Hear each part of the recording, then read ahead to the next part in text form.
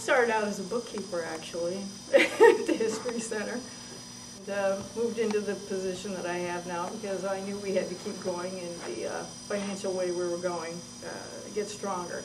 But I've learned to love our local history.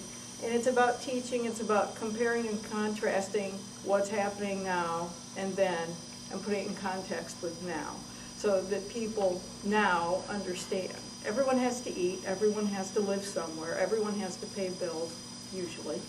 Everyone lives their life the same way through time, it's just they do it in a different manner. And so teaching that with the personal stories is really what's neat about history. When did you start at the Fenton History Center? 2001. Okay, I started around the same time at the McClurg Museum, so we're both newbies. Yeah, we're newbies. We're newbies. And no one else is doing what we do at this level in this county. Chautauqua saves their history through, and you have John, and that's a wonderful asset for you. There's not too many other historical societies that are saving things at the level that we're working on at Fenton. And it's like a child. When it's gone, it's gone. You cannot get it back. And so you don't have any time to do anything over again. So it's very important.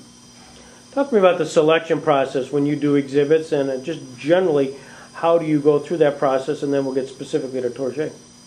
I'll use Joni, you can start. How do you select that? Well, usually you find something that excites you. Here's an example. In the past, in museums, when a curator ran into something that excited them, they would do an exhibit about it. We actually had someone who thought that they should do an exhibit. Don't get me wrong, it's a great idea if you have the right artifacts, but they wanted to do an exhibit on christening gowns because someone had given us 2 christening gowns. Who wants to see that? I wasn't too interested in that. So we talk, you find something that the community's interested in. And a good example is last year we did Satan's Bowl of Death. And it came, let me explain. And it came up because we are doing articles in the paper every week, pretty much, about artifacts from the collection. And it was February, and NASCAR starts in February. You always have to compare and contrast what's going on in people's lives. Well, NASCAR is a big deal around here. So we decided to do something about auto racing in our area.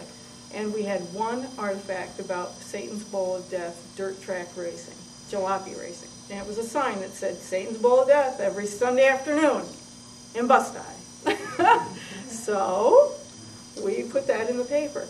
We were run over with, no pun intended, run over with phone calls about this subject. And by the time the exhibit went up in June, and this is in February, by the time it went up in June, we had 3 full sets, 3 full collections of photographs. We had a list of drivers as long as your arm. But you know how it's happened with your rollerboat project. All of a sudden, the information just comes out of the woodwork. And so that is a wonderful way to start an exhibit from a grassroots perspective. What does your community want to know about? Not what trips your trigger. What does your community want to know about? And doing the same sort of thing right now with the big bands in Chautauqua County.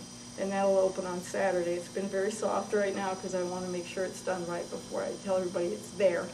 But it started with 10 posters we found from Chautauqua, the casino in Bemis Point, and the ballroom, the Pier Ballroom in Cell Run Park.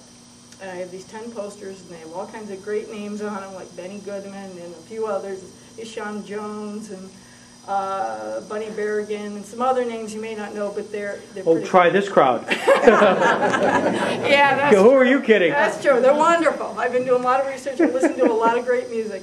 And then I got a phone call from Stu Snyder, who's 91 years old and has had a big band for years and years and years. For his real job, he's painted signs. But Stu and I got together a few times. I've got his photo collection. I've even got his music converted to a CD now, and that'll play in the exhibit. But there's a lot of other things that are going on in the exhibit. But the point is, it comes out of the community. Was the community interested in? Because we put an article in about a Triscari trumpet that was in the big band era. That's where I think exhibits matter. What does your community want to know about? And what can you gather from your community? Because we need to get that information. Joni, what's personality that is yet to be explored out of your I knew you were going to ask me that. And this is where I have to say, I honestly don't know, because I have the luxury of having a staff that has an idea list that they keep going all the time, a hot list of what they want to talk about. And so I go to them and talk to them about what they want to do. And I end up doing many of the exhibits because I'm the salaried person. And exhibits take hours, hours, hours, and hours. So that's why I'm pals with James, because he's the designer. I love exhibits. Oh, yes. That's why I love him. So I honestly can't tell you what, we have so many personalities in Jamestown that we could do something about. And I know this is a golden moment to bring up one of them, but it's hard to pick one. Fenton is the one I'd like to see explored. We do need to push, more deeply duh. understood. We do need to push Reuben Fenton much more. But there are a lot of them. Well, what was it? The Kansas-Nebraska bill that was brought up? 1854. Mm-hmm. Mm-hmm. And he gave the first speech in the Congress against it. Yes. And that was one of the explosive points for the Civil War.